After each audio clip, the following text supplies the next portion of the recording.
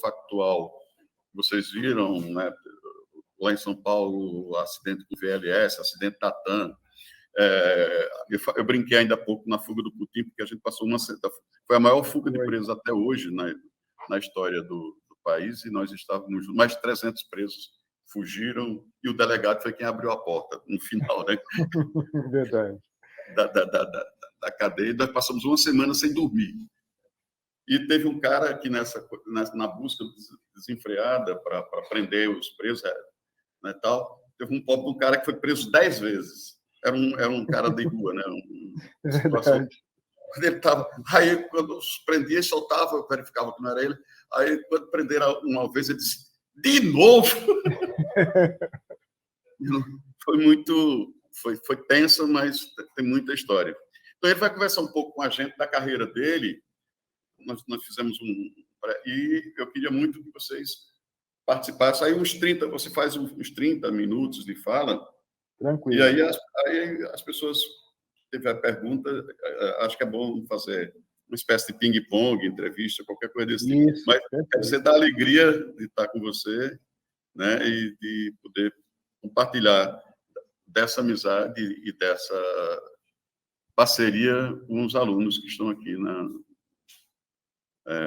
e que serão que a gente foi, você que eu já fui do mercado, se Deus quiser.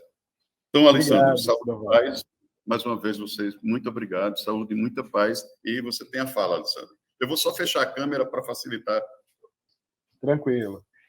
Pessoal, em primeiro lugar, assim, eu que agradeço muito, né?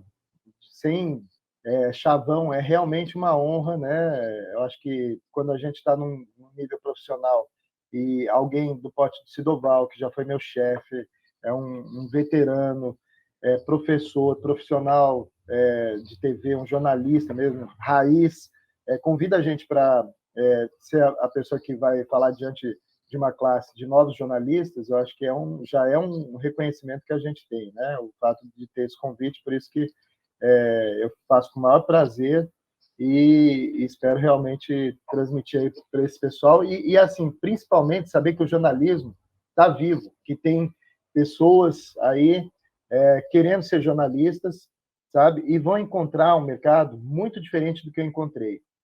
Eu só tenho 30 anos de TV, eu acho que não é tanta coisa assim. Eu tenho 51 de idade, 30 de televisão, né? E assim, eu entrei numa época em que as pessoas ainda precisavam ligar, isso em 1900, estou falando de 1992, ainda precisavam ligar a televisão para se informar.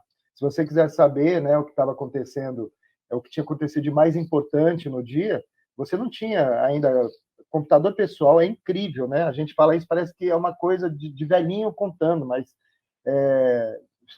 eu vivi tudo isso, né? Eu cheguei na época da máquina de escrever, não tinha computador, ninguém tinha computador em casa, não existia internet, não existia site, enfim, nada disso.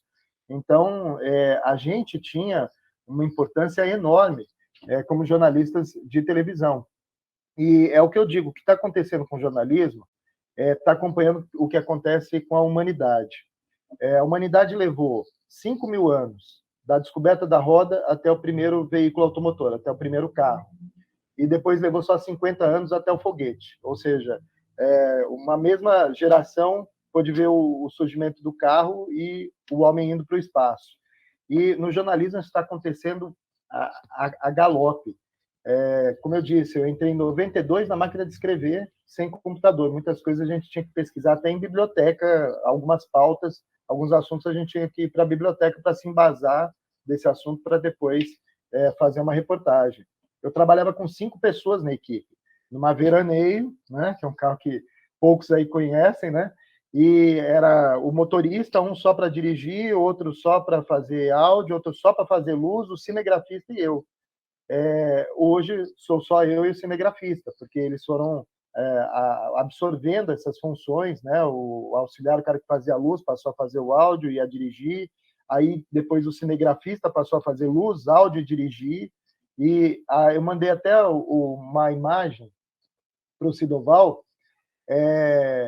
de uma repórter da Globo News, né? Que está tendo bastante repercussão, com o kit. Agora que isso surgiu das TVs fechadas, a Jovem Pan, CNN e Globo News, e eu não sei se tem essa imagem aí, Sidoval, que até para o pessoal ver. Eu não tenho, mas eu passei para todo mundo que está Tá ótimo. Eu não tenho agora como expor, pelas questões técnicas que eu não queria. Mas e algumas coisas da qual eu sei que se eu permanecer mais, sei lá, 3, 4 anos no jornalismo, em telejornalismo, eu vou ter que me adaptar a isso. E eu, como uma pessoa dos anos 80, né, eu tenho dificuldade com tecnologia, reconheço isso, né, tive que ir me adaptando aos poucos, mas agora o repórter de televisão, pelo menos no factual, para entrar ao vivo, para dar informações rápidas do que está acontecendo agora em Brasília, o factual de polícia que esteja acontecendo lá em qualquer lugar. Ele tem hoje apenas um iPhone com aquilo para segurar, equipamento para segurar o iPhone, e o microfone, e ele mesmo vai lá segurando lá o iPhone. Por quê? Antigamente, para a gente... E é impossível você falar de jornalismo sem falar em tecnologia, porque a tecnologia muda completamente a nossa maneira de trabalhar e a nossa maneira de transmitir informação. Para entrar ao vivo antes, eu precisava de um caminhão com 2 técnicos que levantavam uma antena, nem todo lugar conseguia fechar, captar o sinal. E eu estou falando isso aí já não é de 30 anos, não. Eu estou falando isso aí de 5 anos atrás, mais ou menos. Eu precisava desse caminhão para entrar ao vivo, 5, 6 anos atrás. Aí vieram os mochilinks, né, mochilas, que os grafistas usam, que substituem todo aquele equipamento de transmissão, o carro de transmissão, seja por satélite ou por sinal de antena. E aí, agora vieram os Live-U, né? O Live-U é um equipamento bem menor do que uma mochila, muito leve, sabe? Quase um pouquinho maior que um tablet. E as transmissões que hoje quando entro ao vivo da Globo, eu uso o Live-U. Capta sinal pela internet, o cinegrafista ali fica com o Live-U nas costas e eu entro de qualquer lugar que tenha sinal de internet ao vivo. E agora, o que acontece? Eles vão tirar o cinegrafista, lógico, vai economizar o salário do cinegrafista, vai tirar o Live-U, não precisa mais do equipamento Live-U. Você tem um iPhone bom, você tendo um bom iPhone, o iPhone tem um estabilizador, porque uma coisa que era um entrave ao repórter estar sozinho, a qualidade da imagem, né, tremida, que deixa o telespectador desconfortável, né, ver algo muito tremido assim. O iPhone, os mais novos, tem já um próprio estabilizador de imagem, você pode tremer que a imagem fica lá perfeita. A transmissão é feita com um bom pacote de internet. Aí você economiza um cinegrafista, você economiza um Live-U, e o repórter entra de qualquer lugar, sozinho. Isso é triste. Assim, mercado de trabalho a gente vê que está ficando realmente cada vez mais exíguo, né? Para os técnicos já foi, já acabaram, cinegrafistas agora, com certeza vai haver cortes, né, de cinegrafistas em geral. Vão continuar havendo, claro, cinegrafistas e as câmeras tradicionais para a gente fazer reportagens mais bem produzidas, como essas do Fantástico, né? Eu mandei link aí de matéria para o Fantástico, que eu fiz. Essas matérias não tem como o repórter jamais fazer sozinho com celular com qualidade. Vão exigir drone, o cara para operar drone, o cinegrafista, e até eventualmente um auxiliar para fazer uma luz mais trabalhada, mais bem produzida. E então não vai desaparecer, mas com certeza vai ter reportes que o factual, aquele imediato, assim, isso de fato vai ser suprido apenas pelos repórteres. Vai exigir o quê? Domínio da tecnologia, isso vocês já têm, já nasceram com esse domínio, mas vai exigir uma versatilidade muito maior, porque vocês vão ter que captar, vão ter que ter o olho na imagem, o domínio da informação, a capacidade de transmissão, O Sidoval falou uma coisa sobre repórter de rede. Eu, de fato, recebi o convite aqui, depois de 8 anos da TV Globo Vale do Paraíba, que depois virou Vanguarda, trabalhei de 98 a 2006, recebi o convite para ser repórter, tipo um correspondente da Globo aqui, né? E a Globo tinha seus correspondentes em cada praça. Vocês viram agora recentemente a mexida do mercado que deu, os repórteres veteranos foram demitidos, porque hoje se entende que não é preciso mais você ter um único repórter de rede para transmitir as informações, um cara que domine, que tem experiência e que domine a linguagem de cada telejornal e tudo mais, e que uma pessoa que já seja conhecida do público, que traga aquela familiaridade. Por quê? Porque, primeiro, que o público de televisão hoje diminuiu muito também.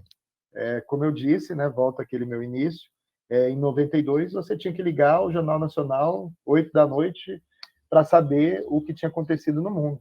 Então, não preciso falar isso para vocês já nasceram nessa época em que a gente, na palma da mão, a gente sabe tudo o tempo inteiro, né? A pessoa que vai ligar o jornal vai ser alguém que vai querer algum aprofundamento, algo a mais, ver uma imagem com mais qualidade na televisão grande dela, sabe? Enfim, alguém que queira ver como o jornal vai abordar aquilo. Então, assim, como eu disse, o mercado está indo para saltos muito grandes. Dos anos 90 até o início dos anos 2000, quem fazia faculdade já sabia o que enfrentar. Você quer ser repórter de rádio, de TV ou de jornal impresso? Você já sabe, você meio que se treinava, cada um no seu quadradinho ali, para trabalhar naquele veículo. Eu nunca trabalhei em impresso, em rádio trabalhei em FM, quando era garotão ainda, né, moleque. Mas, assim, em televisão eu já sabia como é que ia ser. Eu já sabia que eu ia ter um cinegrafista, eu já sabia como é que ia ter que ser a minha postura, eu já sabia como é que era o casamento de off, né, de texto com as imagens, como é que se montava uma boa matéria e tudo mais. E de uns anos para cá, tudo isso está muito dinâmico. Hoje está tendo muita importância o jornal, a internet, né? Os sites estão crescendo absurdamente, os podcasts. Então, assim, é uma mudança que não dá para você hoje mais prever. Você se formar agora na faculdade e falar, daqui a 5 anos eu vou estar trabalhando dessa maneira. Como eu mencionei agora, o repórter hoje trabalha sozinho. É uma coisa que na minha época era absolutamente inimaginável. Então, daqui a 5 anos, a resposta é, não sei, vai ser alguma coisa muito tecnológica. Quem está se formando agora vai trabalhar daqui a 5 anos. Vocês são dessa geração tecnológica, como é que será que vai estar a tecnologia daqui a 5 anos? A gente sabe que vai estar absurdamente mais desenvolvida. Os nossos iPhone 12, 13 vão estar precários daqui a 5 anos. Então, o que vai ser daqui a 5 anos, realmente é difícil saber. Mas aí eu falo uma coisa que eu acho que é o alento, né, para a gente. O jornalismo, com tudo isso, não vai desaparecer, como o jornalismo se mantém, né, desde que jornalismo, desde o século XIX, ele vem se mantendo com o quê? Com a essência principal, que é a transmissão das informações com clareza, com objetividade, com precisão e com verdade, né? As pessoas ainda vão continuar confiando no jornalista, principalmente nessa época de fake news, que a gente vive, que é uma coisa muito nova, né? Isso veio de uns anos para cá muito forte.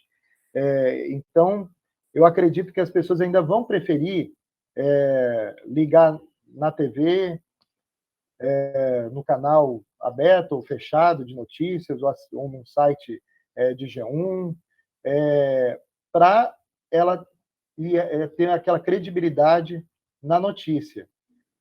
E não o blog do Zezinho, sabe? Eu acho que ainda isso é a responsabilidade que a gente vai carregar, né? Da verdade, da informação, de saber realmente como transmitir a notícia, de abordar todos os lados, da ética. A ética vai continuar tendo uma responsabilidade enorme nisso, e principalmente a essência, que é o jornalismo. Eu mandei alguns links de matéria, só para citar, eu escolhi, foi difícil escolher em 30 anos, né? Mas eu mandei matérias de fantástico, por exemplo, eu mandei uma matéria investigativa que eu acho que foi um marco para mim aqui na Verdes-Mares, no Ceará, que foi quando chegou para a gente na redação um monte de fita, ainda eram fitas, sabe?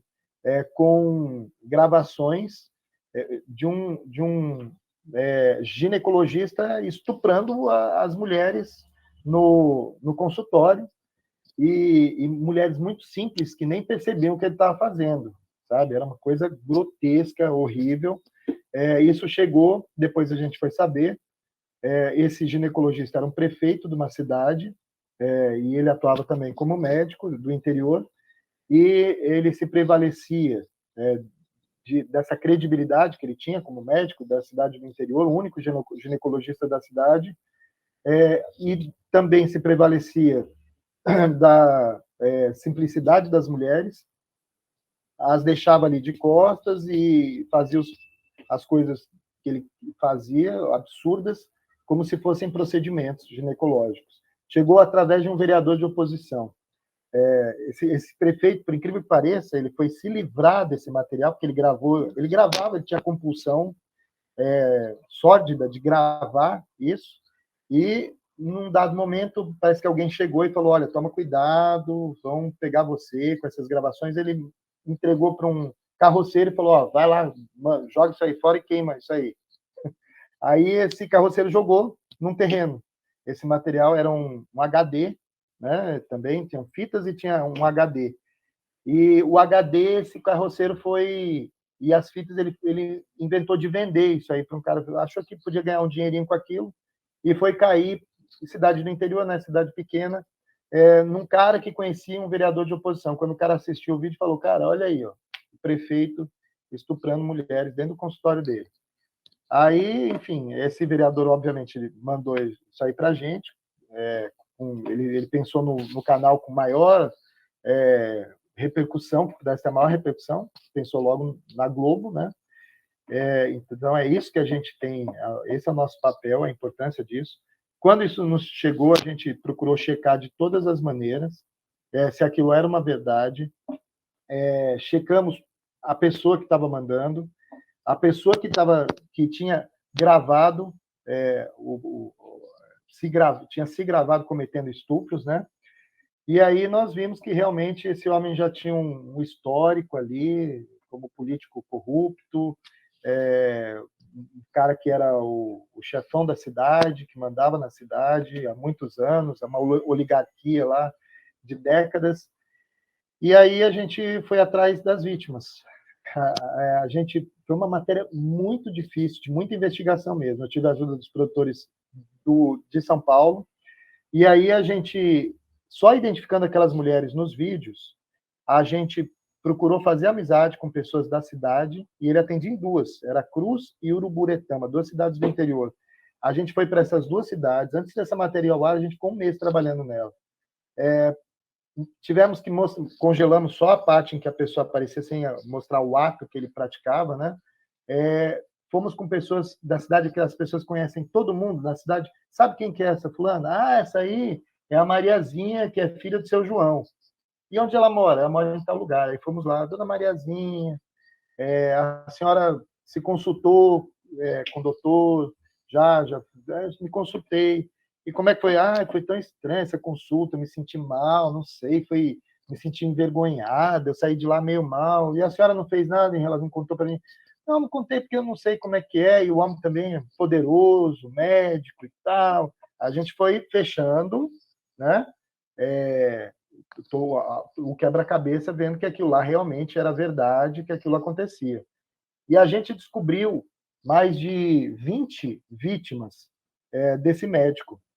Quando a gente entrevistou essas pessoas, sem que elas aparecessem, obviamente, né? Elas contando o que tinham passado, que perceberam que tinha algo de errado, Algumas perceberam, outras nem perceberam, mas as que perceberam não denunciaram, porque é aquela coisa, quem sou eu para denunciar o prefeito e médico da cidade? E aí, quando a gente tinha tudo isso em mãos, a gente jogou essa matéria no ar, foi uma repercussão enorme, foram 17 minutos de Fantástico. Na segunda-feira, o Ministério Público, a Defensoria Pública, todas as comissões, os grupos de direitos das mulheres estavam em Uruburetama, a cidade ficou lotada de gente. O prefeito desapareceu, né? E antes disso, inclusive, eu tive que, aquela coisa, você não pode jogar uma matéria sem procurar os dois lados, né? Antes disso, eu tive que ficar antes da matéria ir para o Fantástico, estourar, na sexta-feira, eu fui para a cidade, fiquei de campana, esperando que ele saísse da sede da prefeitura, o abordei na rua e falei, prefeito, diz uma coisa, o senhor já filmava suas pacientes? O senhor teve relações sexuais com as suas pacientes? Aí ele, eu peguei tão de surpresa que ele falou, tive com algumas, mas com algumas só. Falei, consentidas? Ele falou, não, a maioria sim, tal, desse jeito. Aí, e o senhor gravava suas pacientes? Aí ele, não, tá perguntando demais já. Por que o senhor gravava suas pacientes? Aí, ou seja, eu já tinha o outro lado, entendeu? Eu consegui o outro lado dessa forma. Ele não imaginava até então que a gente tinha acesso a tanto conteúdo que isso iria estourar na televisão. E aí no domingo estourou, esse prefeito desapareceu da cidade. Aí na terça-feira, aí na própria segunda-feira, a Câmara Municipal se reuniu, cassou o mandato dele de prefeito. Na terça-feira, o Conselho Regional de Medicina cassou o registro dele de médico. E na sexta-feira ele se entregou, não aguentou mais e se entregou para a polícia. E a gente fez uma suíte da matéria no outro domingo, aí a suíte já com ele se entregando para a polícia, dando uma declaração lá absurda, não, a maioria era consentido e tal, não sei o que mais. Então, isso, para vocês, são alunos, não vai se perder, seja qual for a tecnologia. Tá? Eu não posso dizer qual vai ser a tecnologia, como é que vocês vão trabalhar, mas eu digo que é isso que vocês têm que fazer. E isso nunca vai se perder, isso vai ser, enquanto houver jornalismo, isso vai ser eterno. É a apuração, é a diferença de quem faz fake news, de quem, sabe, joga coisas na internet, ao léu, é isso, é você apurar, você ouvir todos os lados, você ter uma boa, e principalmente, fazer do jornalismo um instrumento de justiça, né? Quando eu soube que esse homem foi preso, quando eu soube que ele perdeu o registro de médico, que ele nunca mais ia estuprar ninguém dentro do consultório, que ele não ia mais ter poder na cidade de prefeito, sabe, isso paga qualquer salário, isso é muito mais que o salário que a gente recebe, né? E aí eu mandei também coisas que o jornalismo também deve fazer, que o jornalismo deve emocionar, o jornalismo deve contar histórias bonitas também. O jornalismo não é só investigação, não é só política, não é só polícia factual. Aí eu mandei a história de um paciente em coma que se apaixonou pela enfermeira, e eles vieram a se casar e foi uma história linda, saiu no Fantástico, uma história bem contada, com recurso, aquela coisa que emociona. E mandei uma história que é recente, talvez até alguns de vocês tenham visto, e se tiverem visto vai estar na memória de vocês, de uma colega jornalista, repórter aqui da TV Verdes Mares, que teve um linfoma, precisou de um transplante de medula, porém ela era filha única. Aí ela fazendo o tratamento lá no hospital de quimioterapia, conheceu uma enfermeira que era muito parecida com ela, e as duas começaram a falar, pô, você é tão parecida comigo e tal. Você morou aonde na sua infância? Eu morei em tal lugar. E quem é seu pai? Não, nunca conheci meu pai e tal. E a sua mãe? Minha mãe foi babá, tal, trabalhou no bairro tal. Ela foi engraçado, eu sou desse mesmo bairro também. E como é que é o nome da sua mãe? O nome da minha mãe é tal. Eu tive uma babá com esse mesmo nome, não sei o quê, não sei o que. Aí as duas acabaram descobrindo que eram irmãs. E, além de descobrirem que eram irmãs, a enfermeira fez o teste, era compatível a medula dela com a da Marina, e a enfermeira estava em plenas condições de fazer a doação. E ela fez a doação, foi outra matéria que eu fiz também, fiz em maio do ano passado e teve uma suíte agora no Natal. E aí, no Natal, a gente mostrou as duas famílias já reunidas, da enfermeira, o pai da Marina, né, havia tido um caso com a mãe da enfermeira, quando ela era babá na casa dele. Nunca soube que desse caso havia surgido uma gravidez, ele realmente não sabia dessa filha.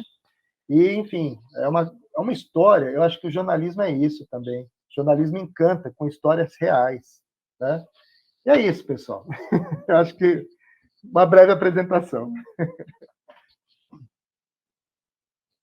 Parabéns, Alessandro, pela fala maravilhosa e pelas agendas a partir da sua própria história que você trouxe para a gente, né? Quer dizer, eu tenho discutido aqui, sobretudo com meus alunos, ainda ontem a gente teve uma discussão sobre isso na sala de aula, ontem à noite, em que os alunos questionavam mas a gente tem... Eu discutindo pauta,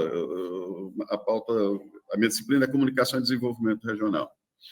E eu mostrando que tipo de matéria está entrando nas temáticas de matérias jornalísticas que contribuíam para o desenvolvimento, ou noticiavam o desenvolvimento, ou como a mídia noticiava as questões de desenvolvimento.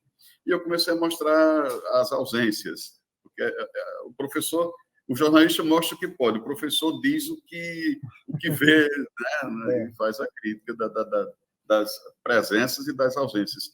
E eu discutia que a gente não pode, primeiro, se autocensurar.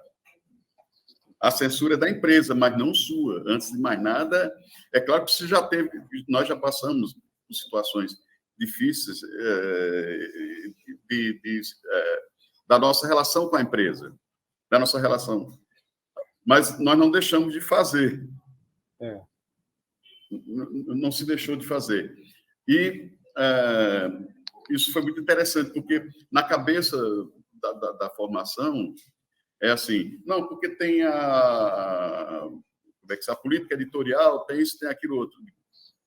Tem, primeiro, a coragem do profissional, a criatividade que não pode faltar nunca, né?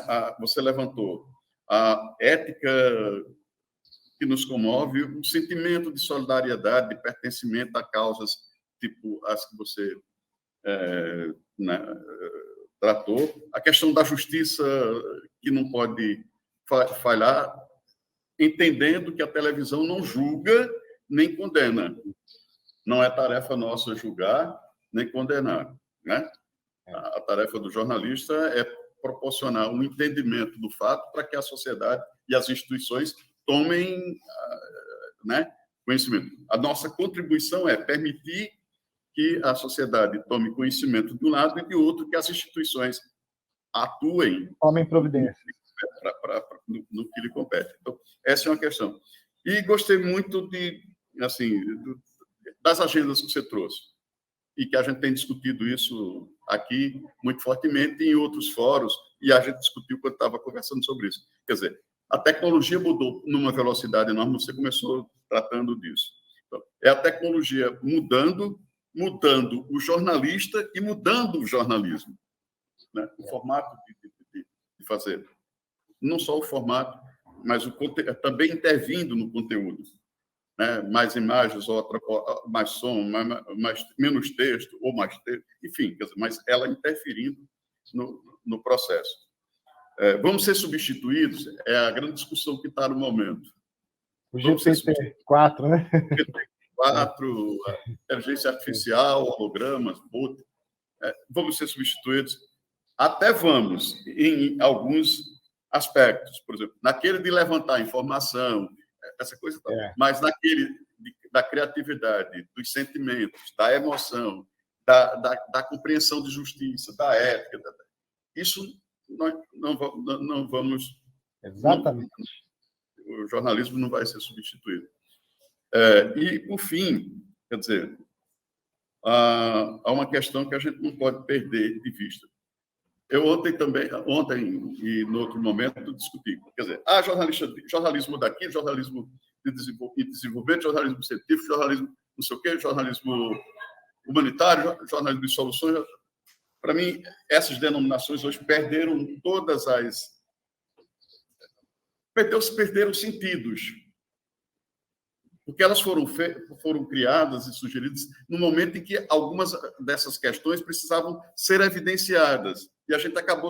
Eu, por exemplo, teve um tempo que era apaixonado por jornalismo científico, quer dizer, pelo que chamam de jornalismo científico. Você lembra que trabalhei muito com divulgação científica, INPE, lá de CTA, né? Centro Técnico Aeroespacial. Trabalhei muito nessas coisas. Mas o que eu vejo hoje é que essas denominações elas mais fragmentam do que ajudam. Esses adjetivos mais fragmentam do que ajudam. E o jornalista, para mim, existe e vai existir sempre jornalismo. Ponto. E as mesmas características... Está me ouvindo? Travou lá. Pronto, mas voltou. Assim, voltou. Então, mas as mesmas características que precisam para uma matéria policial é a mesma que vai exigir. Você disse aqui, clareza, precisão, verdade e finalizou com ética.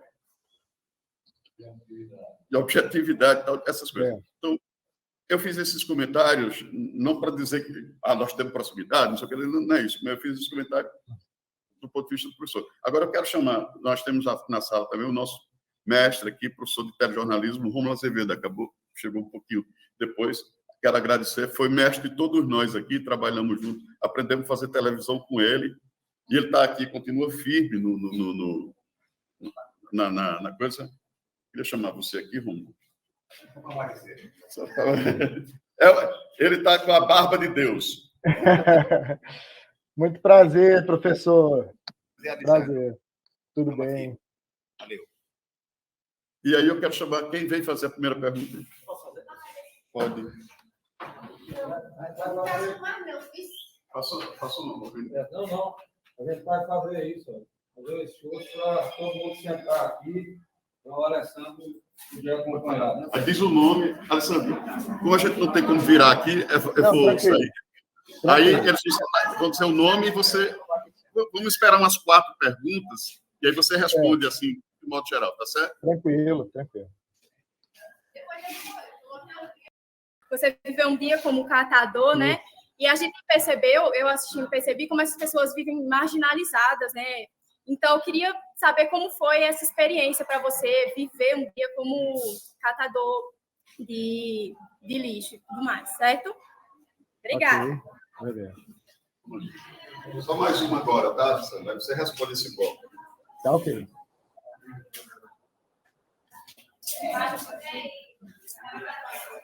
Bom dia.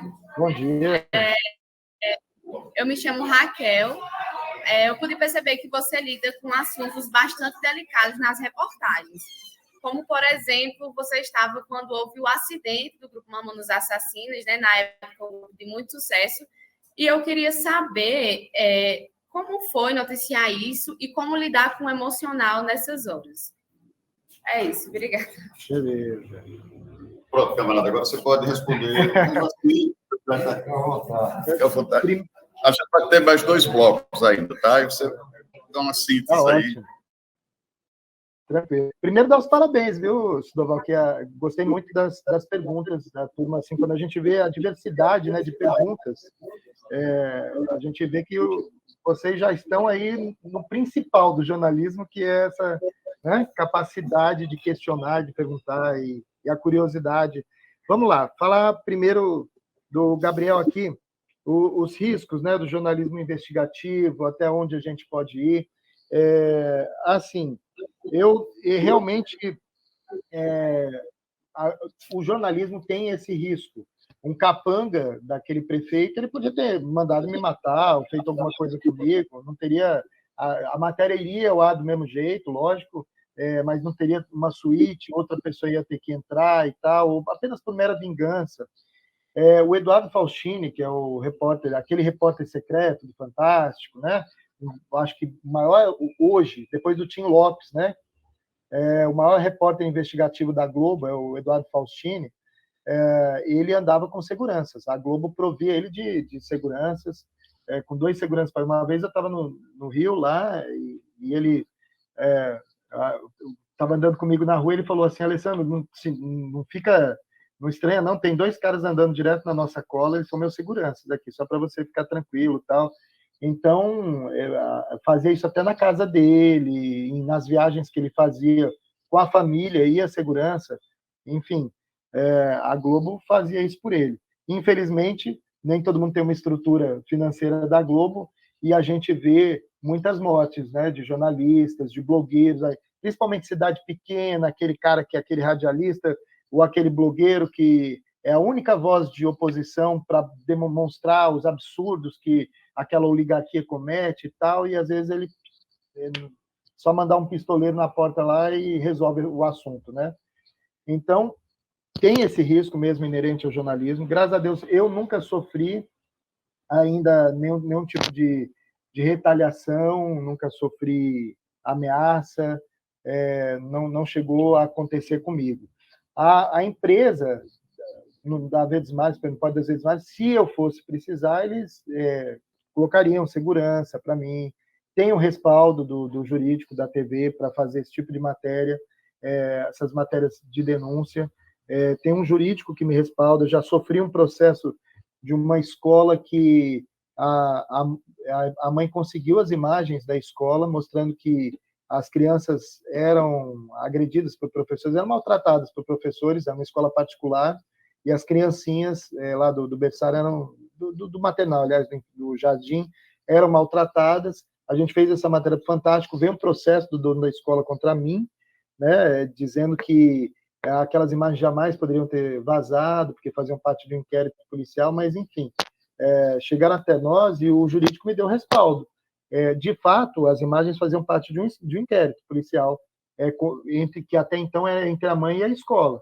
Só que a mãe disponibilizou aquilo para a gente, e aí entra a questão do interesse público, né?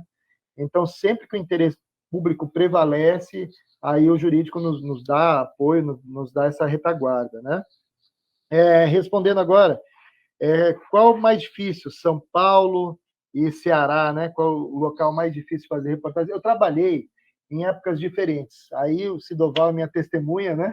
Que trabalhou junto comigo lá em São José dos Campos, e foram experiências muito legais, porque são realidades totalmente diferentes. Eu achei legal você ter feito essa pergunta para mim, porque o jornalismo também tem disso. Se você se deslocar um dia na sua profissão, de um canto para outro, você vai ver quantos mundos diferentes a gente tem, às vezes, dentro até do próprio estado, né? O que dirá esse deslocamento que eu fiz de São Paulo para o Ceará. Lá eu trabalhava, a gente fazia basicamente muitas matérias científicas, né, Sidoval?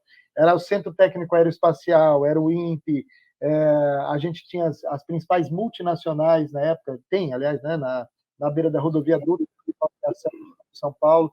Então, a Volks, as montadoras, GM. Então, assim, era um perfil completamente diferente de reportagens. Eu citei até no meu currículo, uma das matérias que me projetaram para a rede, foi quando a gente teve o primeiro astronauta brasileiro, um cara formado em São José dos Campos, né? Então, era esse perfil. Quando eu vim para o Ceará, eu vim fazer um perfil completamente diferente, vim fazer matéria da seca, que aí as pessoas falam, mas faz matéria da seca, aí vai criar aquele estigma do que o Nordeste é seca. Não, quando tem a seca, principalmente como eu peguei uma fase de 7 anos seguidos de seca, né? A gente teve 7 anos, castigou muito, graças a Deus agora, né? Isso impacta demais. E o jornalismo tem que continuar mostrando, se a gente tiver esses longos períodos de estiagem, o sofrimento das pessoas. Só para mostrar o sofrimento, mostrar que para o pessoal pensar que tudo aqui é seco. Não, é porque isso acaba incitando as políticas públicas.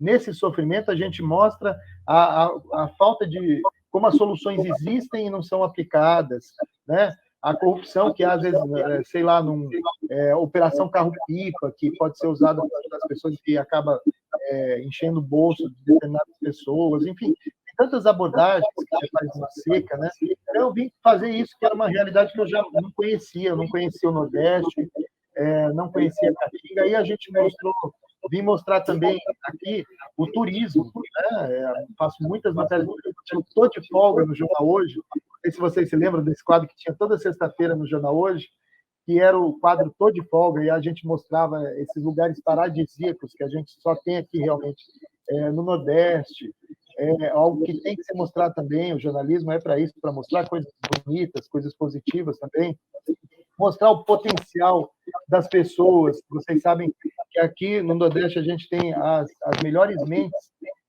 Você lembra, né, Val, lá do ITA? A maioria dos alunos do ITA vem do Nordeste, né? As melhores mentes vêm realmente do Nordeste. Então, que era diferente, a gente mostrou muito isso, os alunos que se destacam, que tem na educação, inclusive enfrentando a falta, né, de dinheiro que você não tem, claro, o mesmo aporte que você tem em São Paulo, você tem aqui na educação pública, e mesmo assim você tem mentes brilhantes aqui, alunos destacando, e a gente tem a cultura, né, espetacular, diversa aqui do Nordeste. Então, eu não posso dizer para você, infelizmente, qual é a mais difícil. Eram perfis totalmente diferentes. E ambos me deram o mesmo prazer. Aí, falando sobre também, você colocou a matéria qual você teve mais impacto. Foi a matéria do ginecologista, né, desse médico estuprador, né, absurdo, não pode nem se chamar de médico, ou da Marina, que é a minha colega repórter, que teve essa coisa de Deus na vida dela e tal. Olha, o investigativo, como eu falei, são também sensações diferentes. Ele dá aquela sensação de justiça. Você fala, puxa, a gente vê que o jornalismo ainda é necessário, né? Para ser um canal de voz, como o Sidoval muito bem colocou, a gente não julga, a gente não age para punir ninguém, mas a gente leva ao conhecimento para que quem tem a incumbência disso faça acontecer, como fez o CRM, no caso do ginecologista, a Câmara Municipal tirou o mandato dele e tudo mais.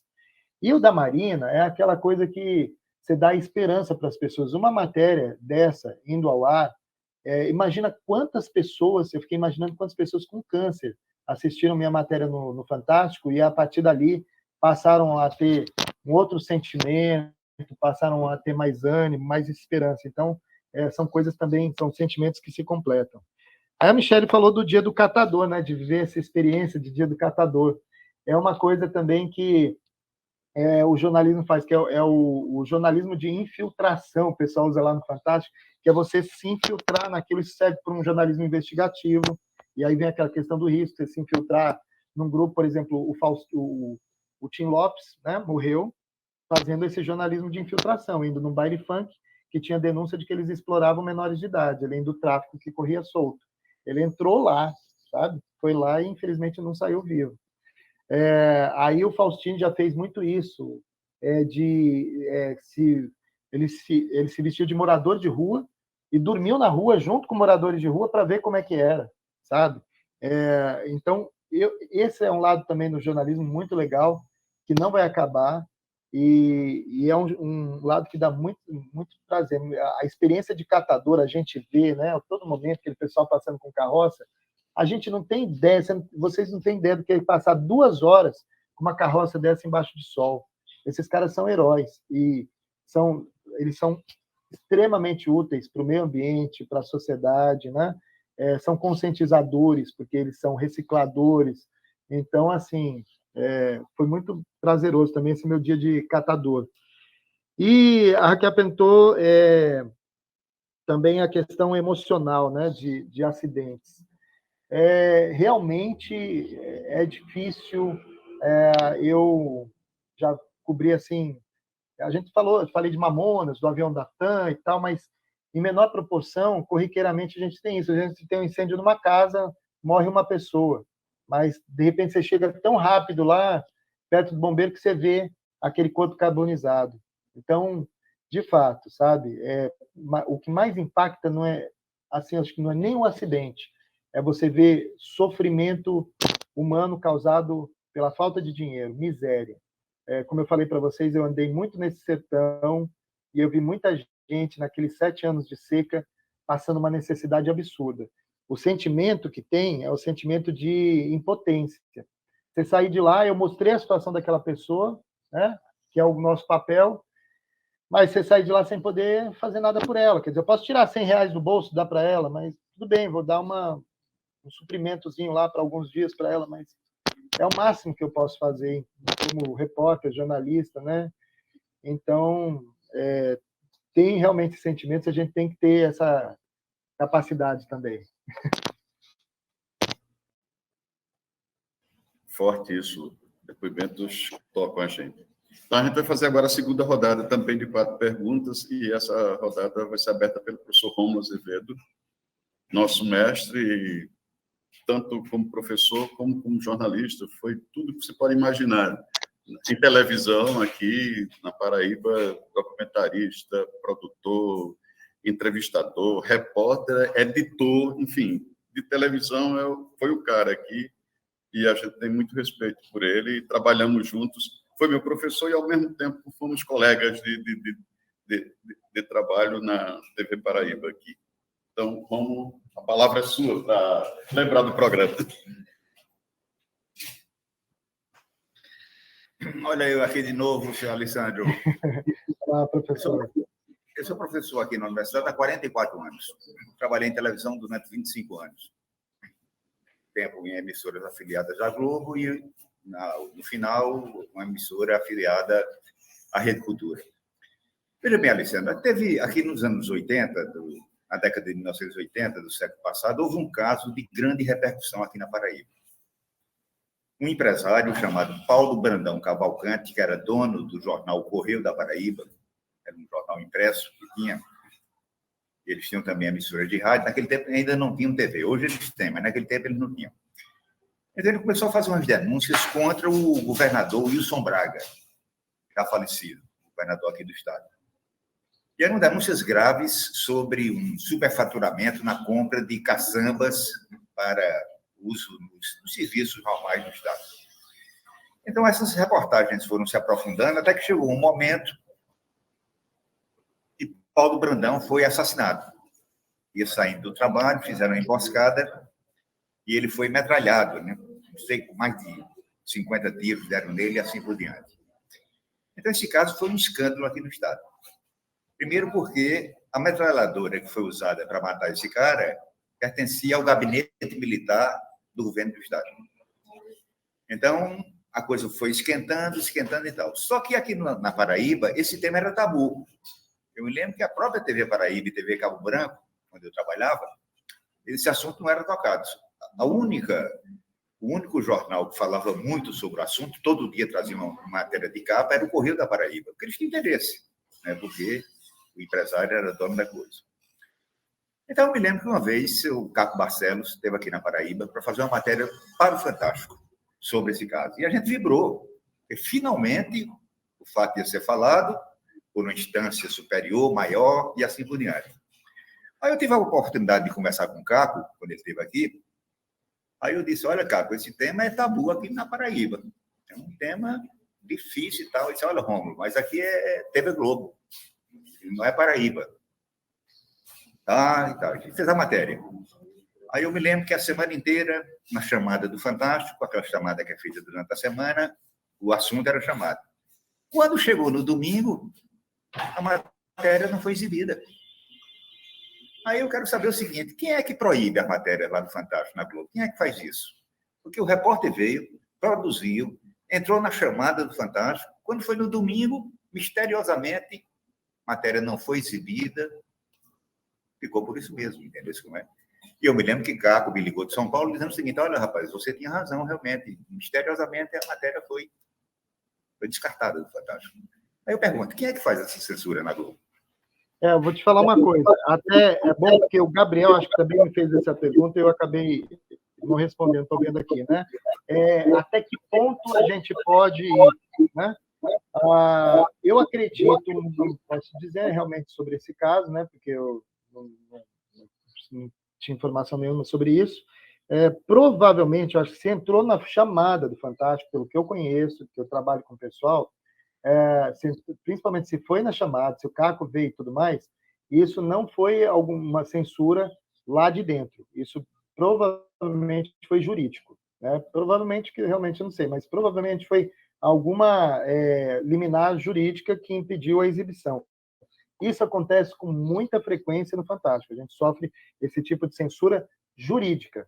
Eles se cercam de todos os lados, mas já houve coisas que não puderam ir para o ar, matérias que não puderam ir para o ar, porque advogado chegou lá, cara poderoso, conseguiu lá com o desembargador, e tá, a Globo recorreu, lá no TJ sustentou que a matéria não podia ir, não foi, entendeu? Então, eu acredito que tenha sido isso. Respondendo até o Gabriel, professor, que é bom também, ele perguntou isso. Depende muito da emissora que você está, até onde você pode ir. A gente sabe que tem emissoras, não só da Globo, mas dos outros canais, afiliadas, que são de políticos. Aí, obviamente, se eu trabalho para uma emissora que é de um político, que é aliado do governador, e eu estou com uma denúncia enorme contra o governador, ele não vai me permitir que eu faça isso.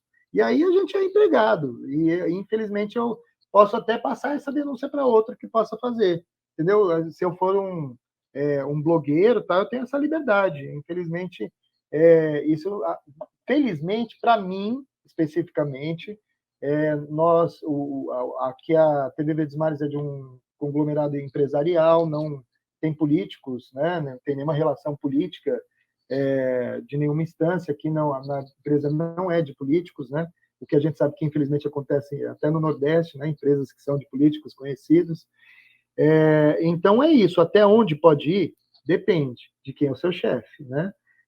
No meu caso, ainda não aconteceu nem na Vanguarda, que é do Boni atualmente, né? Mas antes, quando eu entrei, também era da Globo, e nem realmente aqui na Verdes Mares. Isso nunca me aconteceu, qualquer tipo de cerceamento. Mas eu até contar uma coisa interessante.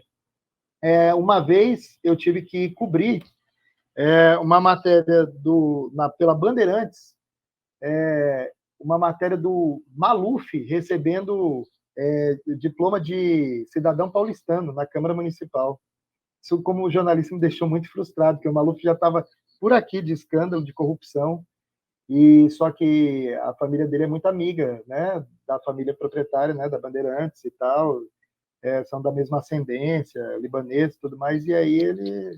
Então, assim, é complicado, né? A gente sabe que nós somos jornalistas, porém, vocês têm que saber isso. Se vocês vão trabalhar num veículo de comunicação, dependendo de quem for o dono desse veículo de comunicação, é lógico que determinadas coisas você não vai poder fazer. Nesse caso específico, professor, pelo que eu conheço o Fantástico tem muita independência, realmente, sabe? Ele tem muita independência, por isso que ele se destaca e sempre se destacou e se consolidou com as denúncias, né? Nunca houve qualquer tipo de cerceamento em relação a qualquer denúncia que eu já tenha mandado para o Fantástico. Também sou muito amigo do Maurício Ferraz, que é atual principal repórter lá, repórter que mostra a cara, né, no Fantástico, Maurício Ferraz. Ele também faz com total liberdade as reportagens. O Fantástico entra. Até hoje isso acontece, professor. Às vezes coisas que, aqui na TV localmente a gente não pode fazer essa denúncia porque, infelizmente, o dono da TV é amigo, é ligado, tal, não sei o quê. Vem o Fantástico e faz. Ainda acontece isso. Não, aqui é Globo. Aqui é Globo, não tem isso. Então, provavelmente, isso aconteceu alguma questão jurídica, viu, professor?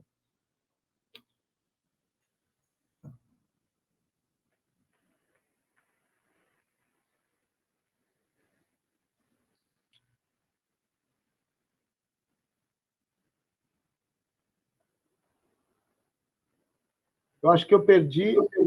pronto, voltou. Estava desligado o microfone. Oi? Pronto, estou te ouvindo. Bom dia a todos aqui, né? Quero falar assim, a reação do jornalismo, né? A notícia no dia a dia, né? Que envolve o jornalismo, a política, né? Questão da saúde, tudo no jornalismo, né? Não é verdade? A reportagem. E também que o jornalismo precisa, na verdade, é a pauta, né? O principal. É a pauta. Aí é o seguinte, para a pessoa fazer a pauta tudinho, aí tem que ter ajuda da internet, como eu venho tentando. Porque, no caso assim, escrevi para a professora, no caso da professora Michelle, que o senhor citou, né? Ela é de Caruaru, sabe? Aí ela ensina aqui em Campinas. Aí a pauta, todo jornalista tem que ter. Aí, para eu pesquisar, no caso, se tiver uma precisão, aí vai no Google, pesquisa no Google, aí vai no YouTube também, né?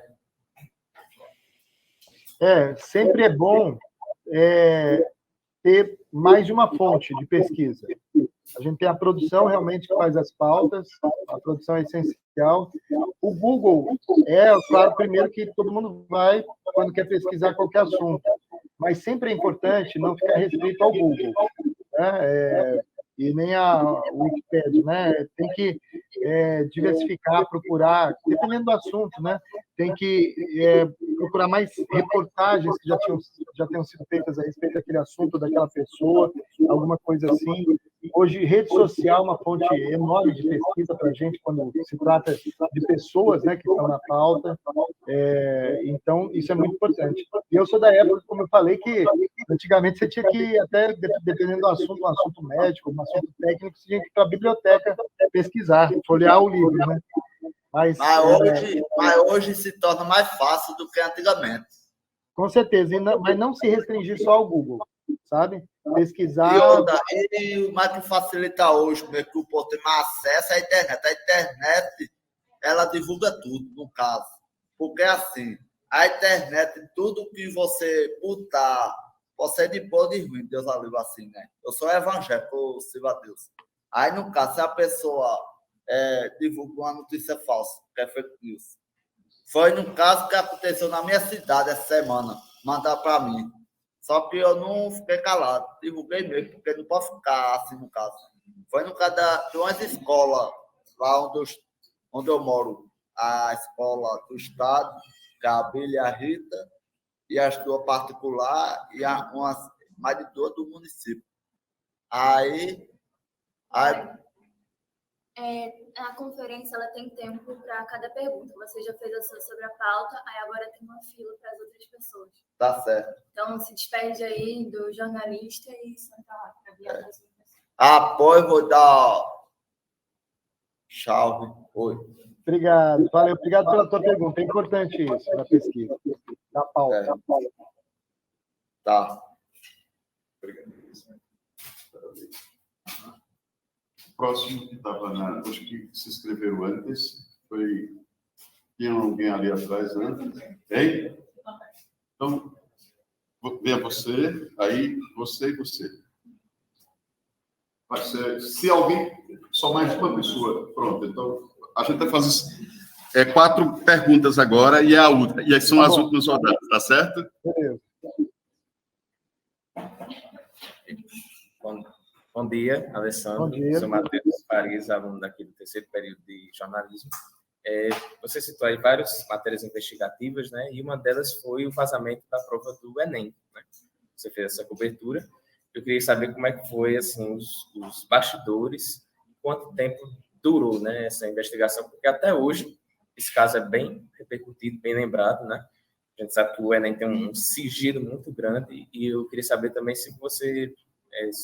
como é que foi a recepção por parte do Ministério da Educação, se houve algum problema, alguma perseguição de alguma forma, né? É isso. Você. Já vai, Alessandro. Oi, Alessandro, bom dia. Bom dia. Primeiro falar que eu gosto muito do teu trabalho, eu morei muito tempo no Ceará, te acompanhava lá. Eu não era muito uma pergunta, mas eu queria mais assim, um conselho para a gente que está aqui na universidade, né? Se Deus quiser, vamos nos formar. Dessa nova realidade, né? Das tecnologias, você já mencionou, né? Inteligência artificial. Você deu algumas dicas, né? Que a gente tem a questão da ética e tal, mas se você pudesse dar outros conselhos, como que a gente pode entrar nesse mercado que hoje em dia está tão difícil com essas ferramentas, né? A gente tem que bater de frente e talvez outros conselhos em questão de ética, né? Que a gente vai se deparar com situações que a gente vai precisar de muita ética em como se posicionar, né? Eu acho que vai calejando, né? E a gente precisa manter essa humanidade. Eu acho que é um ponto que se fala muito no jornalismo, né? Se vê muita coisa difícil e você ainda tem que manter a humanidade. Então, seria isso, esse conselho. Obrigada.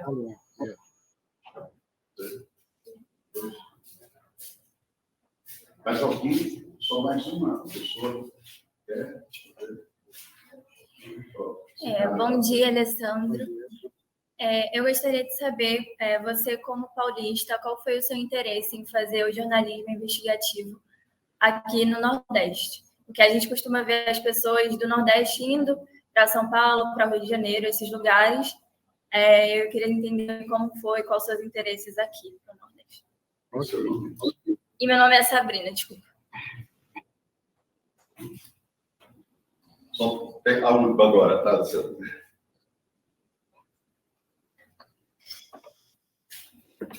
Bom dia, Alessandro. Bom Tudo dia. bom? Me chamo Paloma, estou aqui na representação de um grupo, com mais duas amigas minhas, minha amiga Esté e Cecília. E aí a gente pensou em uma pergunta, sabendo da sua experiência em trabalhar com jornalismo humanitário. E pensamos especificamente em relação à fome no Brasil. De qual maneira essas coberturas afetaram sua perspectiva sobre a sociedade e o papel do jornalismo na transformação social? Muito obrigada. Obrigado. Vamos lá, né? Camarada, agora é contigo. Tá certo? Bom, primeiro vamos falar aqui do Matheus, que tocou nessa questão aqui do vazamento do Enem. É uma coisa que foi descoberta quase por acaso, né? Que alunos acabaram postando algumas questões que eles já tinham respondido e que eram idênticas às questões do Enem. Foi uma matéria bem complicada de fazer, não por nenhum tipo de cerceamento, não. O Ministério da Educação até que foi bem acessível em relação a isso. Quem teve mais contato com o Ministério da Educação foi uma matéria que foi dividida, foi muito no Jornal Nacional, foi dividida entre mim e a Giovana Teles, em Brasília. Ela fazia em Brasília e eu fazia por aqui, porque a escola foi daqui, Colégio Cristo, e ela lá no ponto do Ministério da Educação. O Ministério, claro, teve interesse em descobrir isso, mas aqui foi muito difícil. A gente teve que... porque é um colégio particular, um colégio bem conceituado, tradicional, de pessoas de alto poder aquisitivo. Então, a gente teve que ter uma conversa muito grande com a direção da escola, falar, olha, infelizmente, a escola, o vazamento partiu daqui, vocês não têm como nos cercear de gravar a fachada da escola, de mencionar o nome da escola. Eu sei que é uma escola tradicional, com muitos alunos e tudo mais, mas o vazamento partiu daqui. E a posição que vocês têm que ter é a posição de falar assim, nós vamos fazer a investigação interna e vamos descobrir quem foi esse professor. E, de fato, havia sido um professor lá da escola que teve acesso, aí parece que um parente dele era uma das pessoas que planejam, né, que confeccionam as questões do Enem, e ele utilizou isso ali. Disse que foi sem querer, que ele não imaginou que ele cairia no Enem, mas, de fato, ele acabou sendo demitido da escola, e a gente conseguiu, com essa conversa, ter também o aval da escola para fazer a reportagem, porque a escola podia ter nos cerceado totalmente, né? E aí foram vários eixos. A gente trabalhou na escola, a Giovana Teles em Brasília com o Ministério e também com o Ministério Público Federal, que foi um procurador daqui, né, de Fortaleza, que levou isso à tona para que se fizesse justiça. E eu lembro que, na época, a prova chegou a se cogitar o cancelamento da prova do Enem, porque acabou o equilíbrio, né? Se alguns alunos tiveram acesso a questões idênticas antes e puderam resolvê-las, então isso acabou sendo injusto para os outros milhões de alunos no Brasil inteiro. Eu lembro que foi uma queda de braço grande, por fim, o Enem se manteve, aí procuraram descobrir quem foram os alunos que tiveram acesso a isso, que fizeram Enem, aí deram uma nova prova apenas para esses alunos que conseguiram ter acesso às questões previamente, né? Aí foi uma matéria também de bastante suor e bem satisfatória de fazer, né? Infelizmente, com uma questão muito triste, né? Mas única até hoje, que eu saiba, foi só esse vazamento, né? Falar sobre o conselho, eu esqueci o nome da minha amiga que morou, inclusive, aqui no Ceará, né?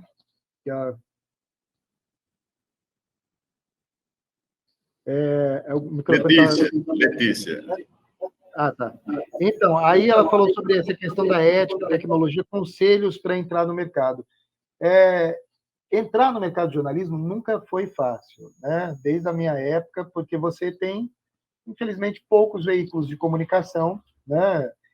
Não é um mercado feito, sei lá, entrar numa multinacional que emprega cada qual 5.000 pessoas, 6.000 pessoas. O jornalismo é muito restrito e, como eu mencionei no início de tudo, né? Hoje está ficando mais restrito ainda, né? Muitas pessoas perdendo suas funções para equipamentos. Então, assim, entrar nunca foi fácil, é difícil. Você tem que saber se você quer ser uma pessoa de televisão, uma pessoa de rádio, uma pessoa de internet, né? Porque o jornal impresso também, né? Já está dando adeus. Então, assim, você tem que ver qual é. Felizmente, hoje a gente tem o estágio. Havia uma época em que o estágio em jornalismo era proibido. Não sei se você se lembra disso, né, Citova? O jornalismo era proibido, o estágio era proibido. Não sei até hoje por quê, mas eu sei que quando eu entrei meio clandestinamente, no segundo ano. Ainda estava depois do 4º semestre de jornalismo, eu entrei clandestinamente, numa televisãozinha bem pequenininha lá da cidade de Americana, porque não conseguia entrar em emissora grande, tinha que ter já o MTB, né, o registro no MTB. Então, assim, hoje está mais fácil você ter um estágio. Então, acho que vocês têm que buscar se é isso que você quer, porque você pode ser também assessor de imprensa, né? Você pode ser blogueiro, você pode ser uma série de coisas com jornalismo, né? Fazer o seu podcast, enfim.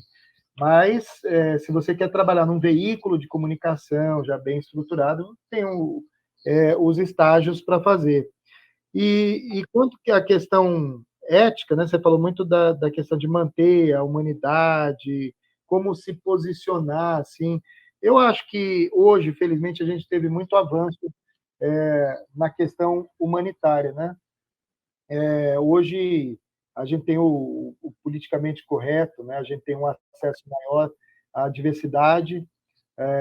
Felizmente, a gente não tem mais aquelas restrições, aquelas desigualdades, né, que havia no jornalismo. O jornalismo está bem, hoje, diverso, está bem aberto.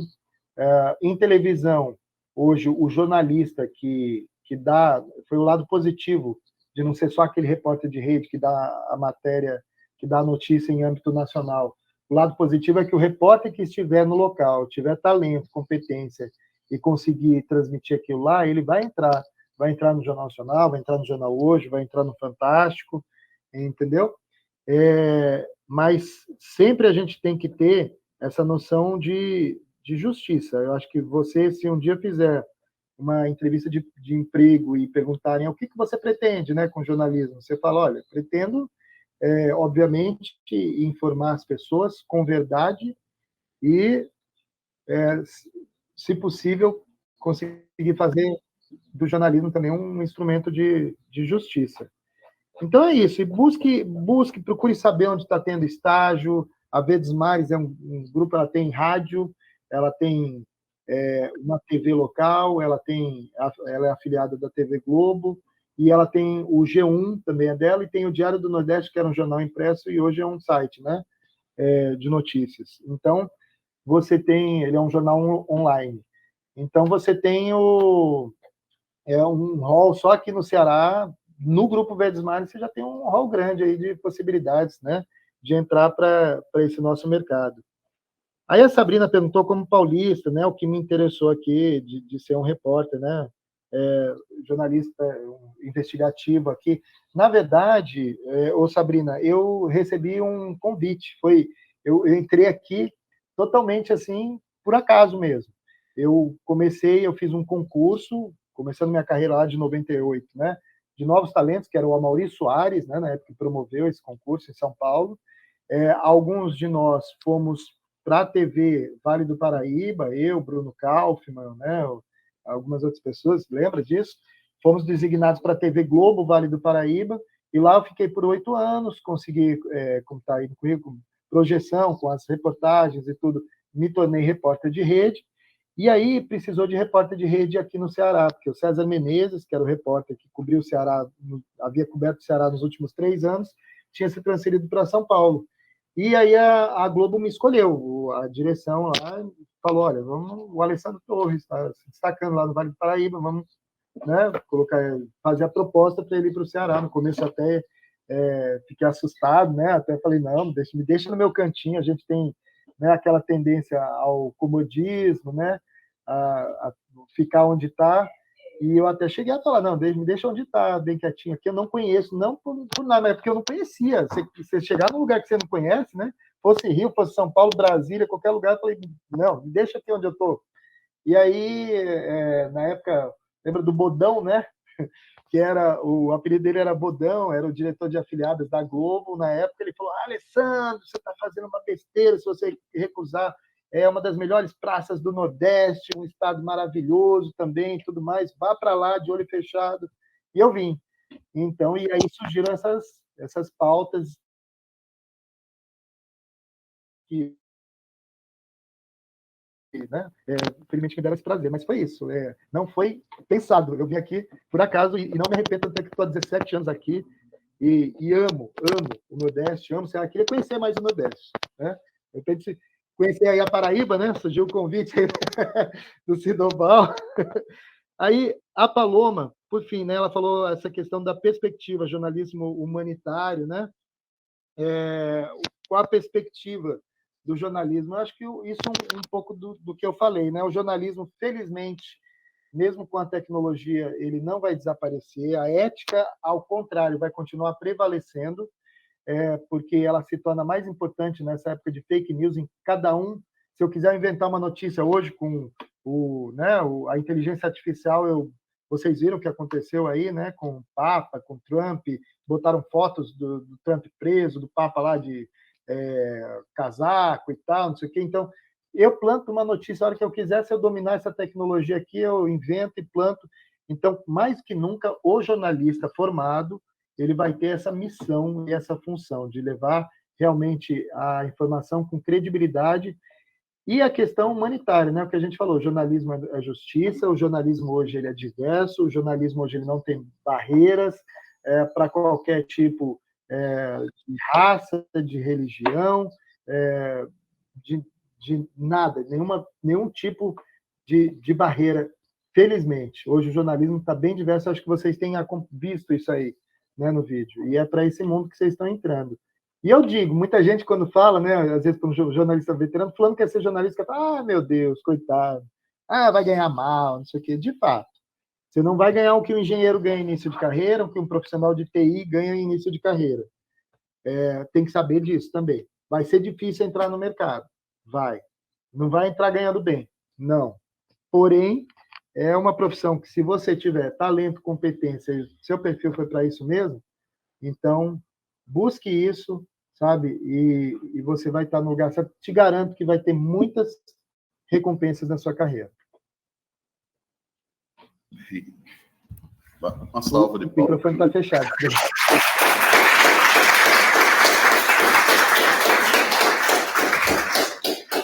Pronto. A ouvir as palmas. O microfone estava fechado, mas abriu o tempo de ouvir as palmas. Obrigado, pessoal. Pois é, camarada. Foi muito bom recebê-lo aqui. A gente já tem um encontro marcado, né, para Fortaleza. Um café, mas eu prefiro a outra coisa. Com certeza.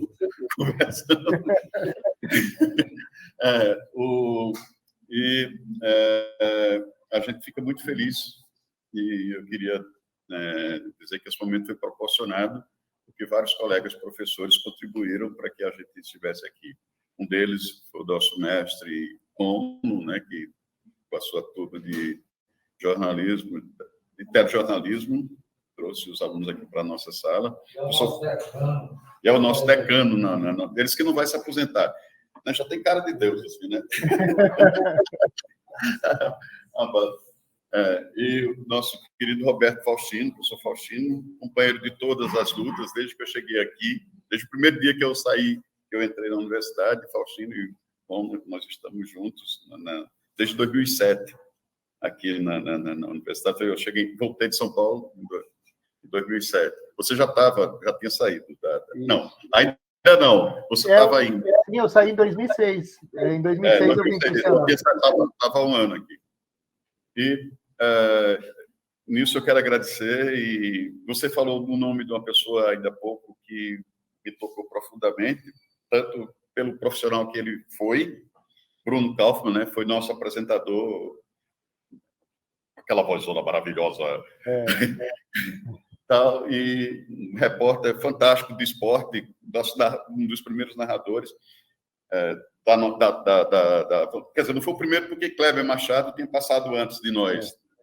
Kleber Machado foi de lá, por ter passado antes de nós, mas Bruno foi o que a gente trabalhou com ele.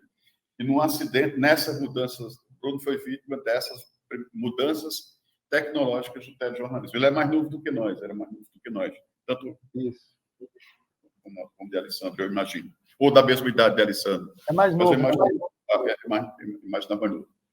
Gostava de esporte, assim, mas ele tinha três características em Bruno que eu me lembro profundamente. As camisas só abotoadas, chegava na redação, assim, parecia apaixonadíssimo por aquele jogo Stray, boliche, apaixonado por boliche.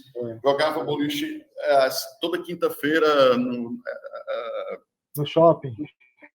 No shopping, de 11 da noite até não sei que hora, ficar treinando. Foi campeão não sei quantas vezes dos torneios, defendia a TV. Cada jogada dele era um strike. Era impressionante. Então, me lembro disso, da voz e como ele, como é que se diz, se relacionava com todo mundo na redação. Era o editor, fazia mais esporte.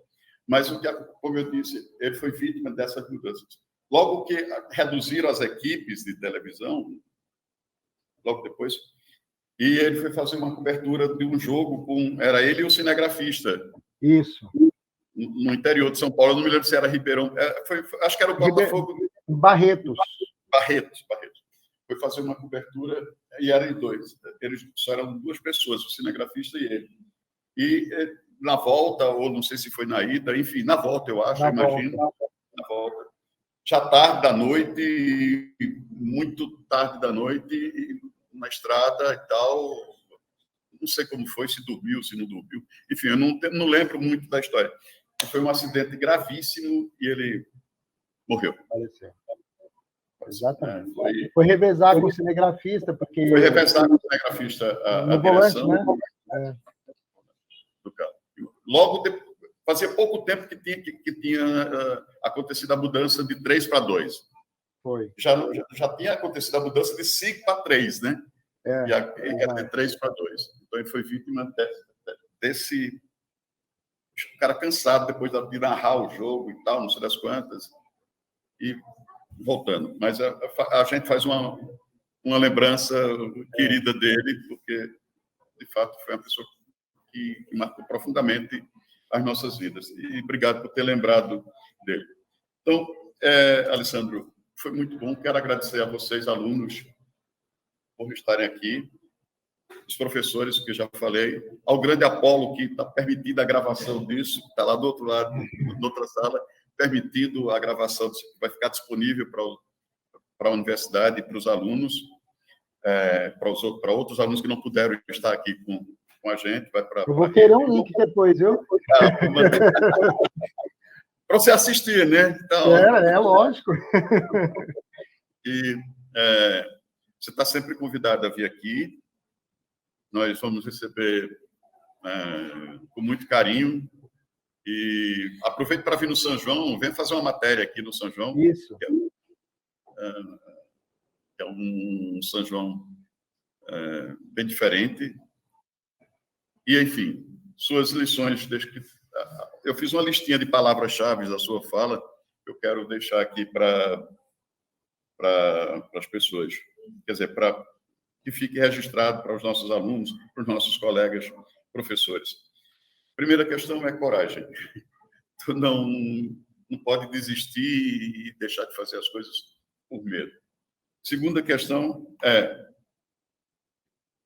que as nossas matérias tenham verdade, que contenham a verdade. Né? Terceira, clareza, precisão, foram palavras que você usou muitas vezes aqui. Ética, que essência,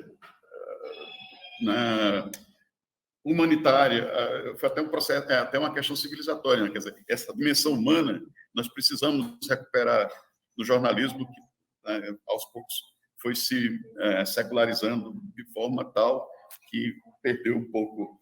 E as últimas, talento, se você tiver talento, criatividade, competência, senso de justiça, que com isso, e respeito à diversidade, que com isso você constrói credibilidade.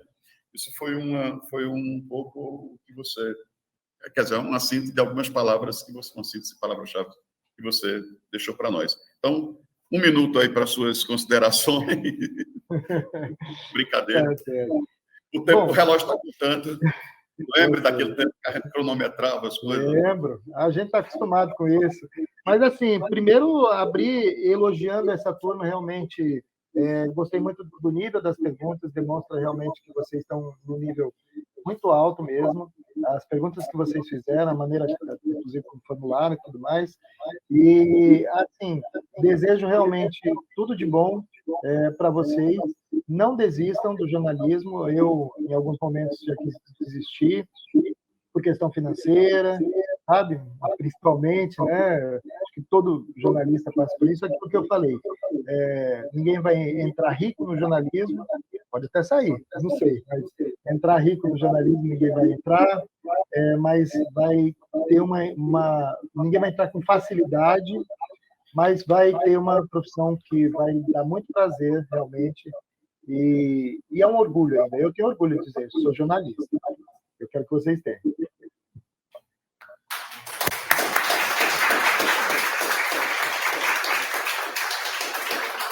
Obrigado. Viva o jornalismo, né? Viva o jornalismo. Saúde e paz, Alessandro. Obrigado, Sidoval. Parabéns para vocês. Obrigado, meu amigo. Saúde e paz. Saúde e paz. Vocês. Obrigado aos professores. Tchau, tchau. Valeu, obrigado.